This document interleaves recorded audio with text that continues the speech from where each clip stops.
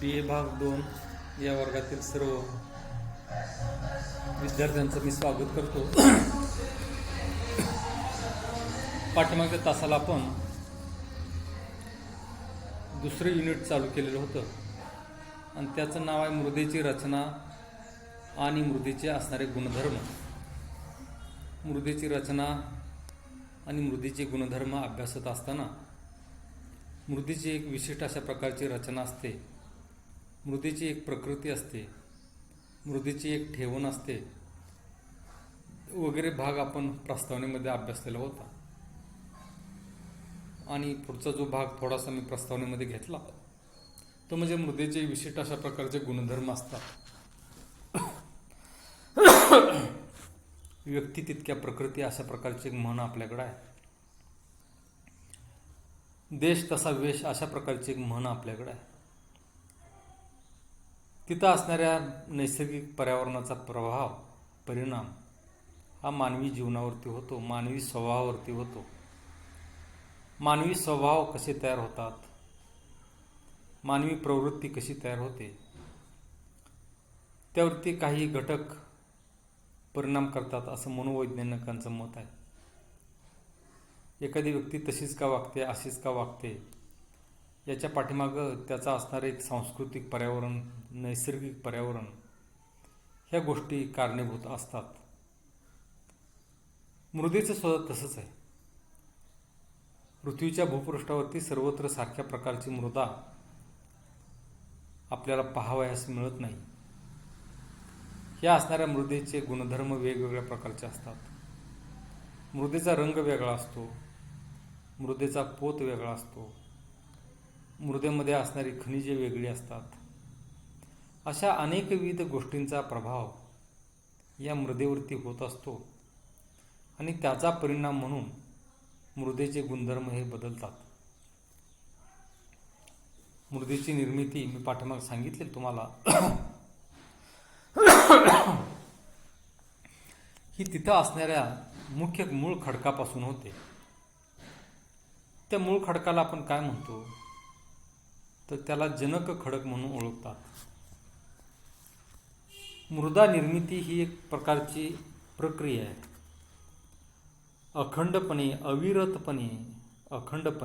अविरतपणे ही प्रक्रिया, ही प्रोसेस भूपृष्ठावरती सुरू असते. मृदा निर्मिती ही एक प्रक्रिया आहे. ही असणारी नैसर्गिक प्रक्रिया अनादी काळापासून सुरू आहे. पाठीमागं मी तुम्हाला सांगितलेलं होतं की पृथ्वीच्या भूपृष्ठावरती बदल घडवून आणणाऱ्या काही शक्ती कार्यरत असतात. त्या शक्तींना आपण पंचमहाभूत असं म्हणतो, बाह्य कारक असं म्हणतो. आणि ही असणारी बाह्य कारक कोणती तर निसर्गानं नेमलेली हे एजंट्स आहेत. एजंट ते म्हणजे ऊन, वारा, पाऊस, नद्या, हिमनद्या, वाहतं पाणी इत्यादी घटक पृथ्वीवरती असणाऱ्या मूळ खडकाचं भंजन करतात, खंडन करतात. हे असणारं खंडन, हे असणारं इरोजन, हे असणारं विदारण हे सातत्यानं सुरू असतं. ही असणारी एक नैसर्गिक प्रक्रिया आहे. मृदेची निर्मिती ही अतिशय सावकाश, मंद गतीने सुरू असते, परंतु ती दीर्घकालीन प्रक्रिया आहे, प्रोसेस आहे. पृथ्वीवरती हवामान, आर्द्रता, भूपृष्ठाची रचना, तापमान इत्यादी घटकांचा वितरणावरती विविध प्रकारचा परिणाम होत असलेला आपल्याला दिसून येतो. हवामानाच्या विविधतेनुसार वेगवेगळ्या प्रकारचे जे हवामानाचे प्रकार आपल्याला पाहायला मिळतात त्याचा परिणाम म्हणून मृदेवरती वेगवेगळ्या प्रकारचे घटना ह्या घडत असतात. या मृदेवर वाढणाऱ्या वनस्पती असतील, पिकं असतील, या प्रकारातही हवामानावरून विविधता आढळते. पिके, वनस्पतींच्या वाढीस मृदेत सामावलेले सेंद्रिय घटक रासायनिक, खनिज, आर्द्रता, जमिनीत मातीमध्ये असणारी हवा, या अनेक गोष्टींचा परिणाम होतो आणि मृदेचा विकास होतो. मृदेचा विकास किंवा ती असणारी एक प्रक्रिया, ती असणारी प्रोसेस ही दीर्घकाळ चालणारी एक प्रक्रिया म्हणून आपण पाहतो. मी परवाच्या तासाला सांगितलं की जमिनीवरती असणारा जो मूळ खडक आहे त्याला आपण जनक खडक म्हणतो आणि या जनक खडकाचे तुकडे होतात.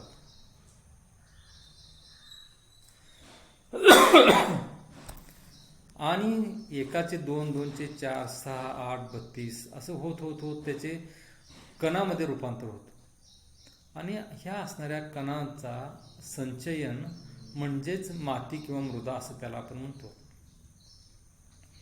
या मृदेमध्ये अतिशय महत्त्वाचा घटक कोणता तर ह्युमस हा एक घटक आहे. पिकांच्या वाढीसाठी, पिकांच्या विकासासाठी, पिकांच्या वृद्धीसाठी ह्युमस हे अतिशय गरजेचा असतो. ह्युमस येतो कुठून? मी तुम्हाला सांगितलं की माती जर पाण्यामध्ये कालवली तर पाणी हे काळपट रंगाचं होतं. मातीला काळसर रंग असतो आणि हा काळसर रंग म्हणजेच ह्युमस असतं आणि हे ह्युमस पिकांच्या वाढीसाठी अतिशय महत्त्वाचा घटक असतो. आणि हे ह्युमस येतं कुठून तर पृथ्वीच्या भूपृष्ठावरती त्याची निर्मिती होते.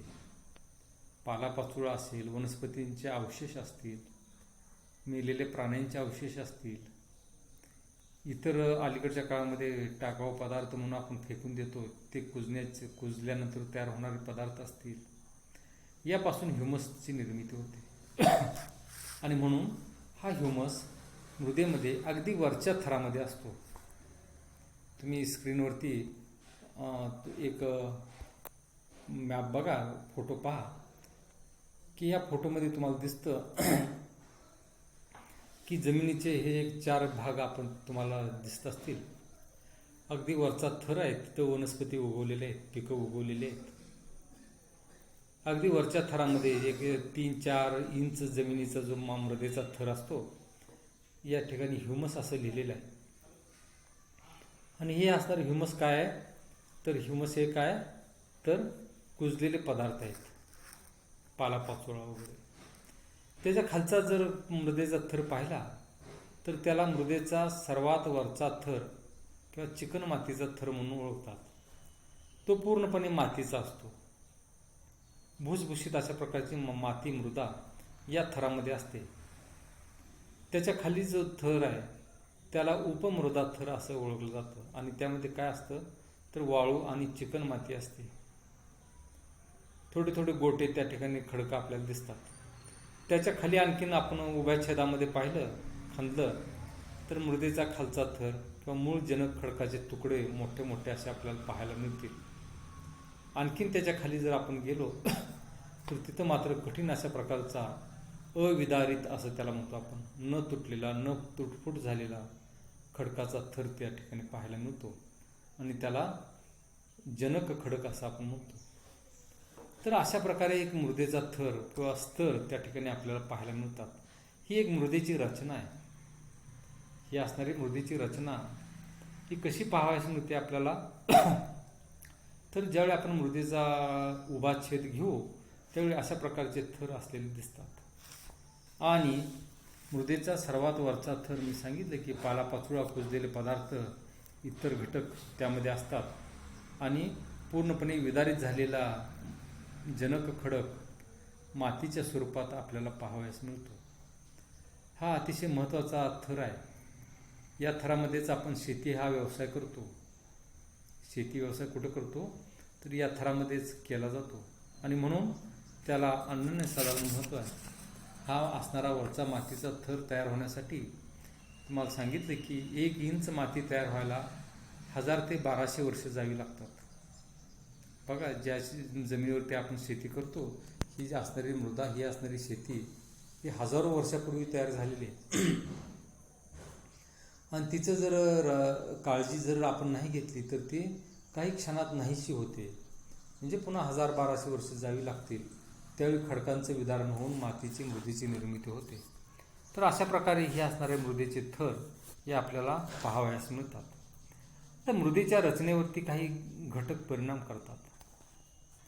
मृदेच्या रचनेवर परिणाम करणारे घटक त्यालाच आपण फॅक्टर्स ऑफ सॉइल फॉर्मेशन असं म्हणतो. मृदेच्या निर्मितीवर रचनेवर प्राकृतिक रचना, तिथं असणारी प्राकृतिक रचना, तिथं असणारा जनक खडक, त्या ठिकाणी असणारं हवामान, तिथं असणारे जैविक घटक आणि कालखंड इत्यादी गोष्टींचा परिणाम हा मृदेच्या निर्मितीवरती होतो. पहा, मृदेची असणारी जी रचना आहे, ही रचना ही काय पटकन तयार होत नाही. मी मग सांगितलं हजारो वर्ष जावी लागतात तर मृदेचे थर तयार होतात. मृदा तयार झाल्यानंतर मग आपण तिथं शेती उद्योगधंदे करू शकतो. परंतु ही तयार होण्यासाठी जे घटक परिणामकारक असतात, मी आता तुम्हाला सांगितलं, पुन्हा एक वेळ ऐका, की त्या ठिकाणी असणारी प्राकृतिक रचना, तिथं असणारी प्राकृतिक रचना, तिथं असणारा उपलब्ध जनक खडक किंवा मूळ खडक,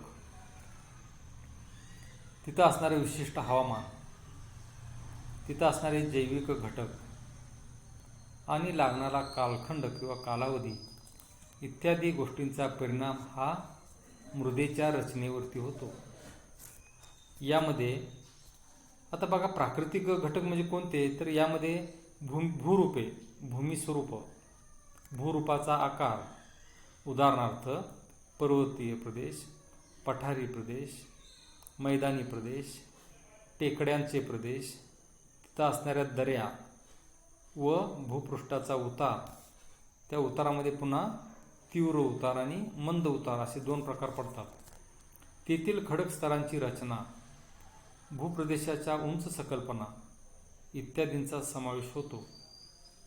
उत्तम जलप्रणालींचे भाग किंवा नद्यांचे वाहण्याचे प्रकार, पावसाचं प्रमाण, पाणी मुरण्याचं प्रमाण, पाण्याचा निचरा होण्यास उपयुक्त ठरतात. पर्वतीय प्रदेश, डोंगराळ प्रदेश, तीव्र उताराच्या भागात मृदेचा थर हा अतिशय पातळ आणि निकृष्ट प्रतीचा असतो. याचं कारण काय, तर उतारावरील मृदा ही पावसाच्या पाण्याबरोबर सखल भागाकडे वाहून जाते. डोंगराळ भागात उतारावर पावसाचे पाणी फारसे जमिनीत मुरत नाही, त्यामुळे पाण्याचा निचरा अतिशय कमी प्रमाणात व मंद गतीने घडून येतो. कोणत्याही भुसभुशीत उताराच्या जमिनीत पाण्याचा निचरा न झाल्याने मृदेतील उपयुक्त खनिजे व जैविक घटक इतरत्र वाहून नेले जातात. या उलट मंद उताराच्या सखल खोलगट मैदानी भागात मृदेचा बारीक कणांचे संचयन होते, थरावर थर साचतात आणि मृदेची खोली ही जास्त असते. ही असणारी मृदेचा अभ्यास करत असताना तुम्हाला सांगितलं की प्रामुख्यानं तिथं असणारे प्राकृतिक घटक हे अतिशय महत्त्वाचे आहेत. किती महत्त्वाचे आहेत,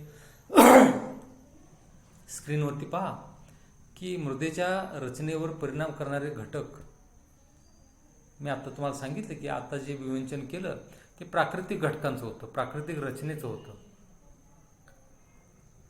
मृदेची निर्मिती व रचनेवर प्राकृतिक घटकांचा प्रभाव कसा होतो, परिणाम कसा होतो, तर तिथं असणारे पर्वतीय प्रदेश, मैदानी प्रदेश, पठारी प्रदेश, टेकड्या, दऱ्या, ही कशा प्रकारचं तिथं भूपृष्ठ आहे त्याचा परिणाम म्हणून मृदेच्या रचनेवरती, मृदेच्या निर्मितीवरती या गोष्टी प्रभाव टाकतात. पुढचा जो घटक आहे तो म्हणजे जनक खडक. मृदेची रचना, मृदेची निर्मिती व गुणधर्मात जनक खडकाचा अतिशय मोठा वाटा असतो. सर्वत्र विविध खनिजे गुणधर्मांचे खडक असतात. त्यांचे कायिक आणि रासायनिक संघटन वेगवेगळे आढळते. प्रत्येक जनक खडकात खनिज द्रव्यांचे एकसंध स्वरूप बघायला मिळते व त्यातूनच वेगवेगळ्या खनिज गुणधर्मांची मृदा निर्माण होते. वातावरणातील विविध क्रियामुळे भूभागावर खडकांचे विघटन, अपघटन होते. म्हणजेच काय होतं, खडकांचे तुकडे होतात, त्यातून खडकांचे असमान तुकडे पडतात. त्या खडकांच्या तुकड्यांची झीज होते, त्याचे विदारण होऊन मृदेची निर्मिती, मृदेची रचना निर्माण होते. टणक किंवा कठीण, ज्याला आपण अच्छिद्र खडक म्हणतो, याची झीज व्हायला बराच काळ जावा लागतो. त्या तुलनेत मृदू खडक मात्र, किंवा सच्छिद्र खडक म्हणतो आपण, त्याचे तुकडे हे पटकन होतात आणि लवकरच झीज होऊन जास्त खोल मृदेचा थर तयार होतो. प्रत्येक जनक खडकातील खनिज द्रव्ये विदारण प्रक्रियेमुळे मोकळी होतात व त्यांचे संचयन हे त्या मृदेमध्येच होते. जो खडक तुटतो, जो खडक झिजतो, त्या खडकामध्ये असणारे जे नैसर्गिक रासायनिक घटक आहेत, विविध प्रकारची जी खनिजे आहेत, यांचं संचयन त्या मृदेमध्ये होतं आणि मृदा रचनेचे व मृदा निर्मितीचे कार्य भूपृष्ठावरती सलगपणे, अखंडपणे चालू असते. आता या खनिज द्रव्यांच्या मृदकणातील उपलब्धतेनुसार मृदेची सुपीकता आणि मृदेची उत्पादकता ही अवलंबून असते. एखाद्या मृदेतून शेतीचं चांगलं पीक येतं, कृषीचं चांगलं उत्पादन होतं, याच्या पाठीमागं असणारं जे मुख्य कारण काय, तर ती मृदा कोणत्या खडकापासून, कोणत्या जनक खडकापासून तयार झाली, तो जनक खडक कोणकोणत्या रासायनिक घटकापासून तयार झाला, त्या जनक खडकामध्ये कोणकोणती रासायनिक गुणधर्म आहेत, कोणकोणती खनिजे आहेत, तीच खनिजे त्या मातीमध्ये असतात. उदाहरणार्थ लोहाचं प्रमाण जास्त असेल तर त्या मातीमध्ये लोह जास्त असतं. त्या मातीमध्ये घेतली जाणारी जी पिकं आहेत त्या पिकामध्ये लोहाचं प्रमाण जास्त असतं. म्हणून कोणत्या प्रकारची खनिजे त्या मृदेमध्ये आहेत त्यावरती मृदेची उत्पादकता, मृदेची सुपीकता ही अवलंबून असते. आणि म्हणून मृदेचे बहुतांश गुणधर्म हे जनक खडकावरती अवलंबून असतात. आता बघा की मूळ जनक खडकावरून प्राचीन काळी घडलेल्या क्रिया प्रक्रियांचे स्वरूप समजते. म्हणजेच खडकांचा प्राचीन इतिहास हा त्या खडकाच्या रचना व गुणधर्मावरून सांगता येतो. खडक व मृदेत सामावलेल्या प्राचीन अवशेषावरून सुद्धा प्राचीन सजीवांचे जीवन समजते. काही ठिकाणी प्राचीन हिमकालीन अवशेष व विदारणाने घडलेल्या मृदांची स्थिती समजून येते. विदारणाने पाणी, हिम, वारा यांच्यामुळे मृदेचे वहन व संचयन घडते. पृथ्वीच्या भूपृष्ठावरती असणारे जे भूउठाव आहेत, मगाशी आपण पाहिलं, पर्वत असतील, पठार असतील, मैदान असतील, टेकड्या असतील, दऱ्या असतील, समुद्रांचे किनारे असतील, यांचा प्रभाव हा मोठ्या प्रमाणात मृदेच्या रचनेवरती होत असतो, मृदेच्या निर्मितीवरती होत असतो आणि याचा प्रभाव म्हणून, याचा परिणाम म्हणून विशिष्ट अशा प्रकारची मृदेची रचना ही निर्माण होते. आता हवामान हा जो घटक आहे हा सुद्धा मोठ्या प्रमाणात मृदेच्या रचनेवरती प्रभाव पाडतो. कसा पाडतो? तर मृदेची निर्मिती रचनेवर हवामानाचा प्रत्यक्ष किंवा अप्रत्यक्ष सहभाग असतोच. हवामानात तापमान, आता हवामानामध्ये कोणते घटक येतात, तर हवामानामध्ये बघा तापमान, पर्जन्य, आर्द्रता, बाष्पीभवन, पाणी, वायू, वारा इत्यादी जे घटक आहेत यांचा समावेश होतो. त्याला आपण हवामान असं म्हणतो. या हवामानाच्या घटकांचा एकत्र परिणाम मृदेच्या रचनेवरती होतो. मृदेची रचना म्हणजे मृदेची असणारी प्रकृती आहे. मृदेची रचना म्हणजेच मृदेची प्रकृती. आता यावर कशाचा परिणाम होतो, तर हवामानाचा होतो. आता हवामानामध्ये कोणते घटक आहेत? फक्त ज्यावेळी आपण हवामान म्हणतो, हवामान म्हणजे काय, तर हवामानामध्ये अनेक घटक हे सामावलेले आहेत. लक्षात घ्या, अनेक वायूंचं मिश्रण म्हणजे हवामान होय. परंतु या हवामानामध्ये आणखीन काही घटक इन्क्लूड असतात. ते कोणते आहेत, तर तापमान असतं, हवेला तापमान आहे, पर्जन्य, आर्द्रता, बाष्पीभवन, पाणी, वायू, वारा इत्यादी घटकांचा समावेश त्यामध्ये होतो बघा. आणि याचा एकत्रित परिणाम म्हणून काय होतं, तर मृदेची रचनेवर त्याचा प्रभाव हा मोठ्या प्रमाणात पडलेला दिसून येतो. आता तापमान हा जो घटक आहे बघा, तापमान की सूर्याच्या उष्णतेने दिवसा खडक व त्यातील खनिजे तापतात. दिवसभर जे उष्णता सूर्य देतो त्यामुळे खडक तापतो. खडक तापतो म्हणजे काय होतं, तर त्या खडकामध्ये असणारी खनिजे तापतात व खडकांचे प्रसारण होते. रात्री थंडी पडली की तापमानामुळे त्याचे आकुंचन होते. खडक भागांचे जास्त तापमानात प्रसरण व कमी तापमानात आकुंचन घडते. त्यामुळे खडकांचे आकारमान कमी जास्त होऊ लागते. त्यावर दाब आणि ताण इत्यादी पडल्यामुळे खडक काय होतात तर ते खडक हे फुटतात, खडकांचे तुकडे होतात, खडकांची झीज होते आणि ठराविक आकारमानाच्या पाण्याचे बर्फ होताना बर्फाला जास्त आकारमान लागते. खडकाच्या भेगा फटीत मुरलेले पाणी साचलेले जे पाणी आहे ते थंडीमुळं गोठतं आणि बर्फरूप धारण केल्यामुळं आकारमान वाढल्यामुळं खडकांच्या भेगा ह्या रुंदावतात व खडकांचे काय होतं, विखंडन होतं, खडकांचे तुकडे होतात, त्यांची झीज सुरू होते व त्यातूनच मृदाची निर्मिती होते. ही काय आहे तर ही मृदा निर्मितीची एक प्रक्रिया आहे. ही प्रक्रिया कशी असते तर ती सातत्यानं सुरू असते, अखंडपणे सुरू असते. खडकांची झीज होण्यात तापमान व पाण्याचा सर्वात मोठा सहभाग असतो. तापमानावरून पाण्याचा द्रवरूप, बाष्परूप, बर्फरूप अशा प्रकारच्या अवस्था ह्या त्या ठिकाणी आपल्याला पाहावयास मिळतात. तर अशा प्रकारे हवामानाचा आणि तापमानाचा परिणाम हा मृदेच्या रचनेवरती होत असतो.